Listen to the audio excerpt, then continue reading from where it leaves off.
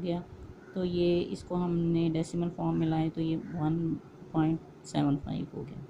1.75 जो है 1 और 2 के, यानी ये नंबर जो है ये हमें बताता है कि ये ग्रेटर दैन 1 है और लेस दैन 2 है। तो ये 1 और 2 के दरमियान में होगा। 1 तो होल नंबर हो गया। अब 3/4 को हम कहाँ करेंगे?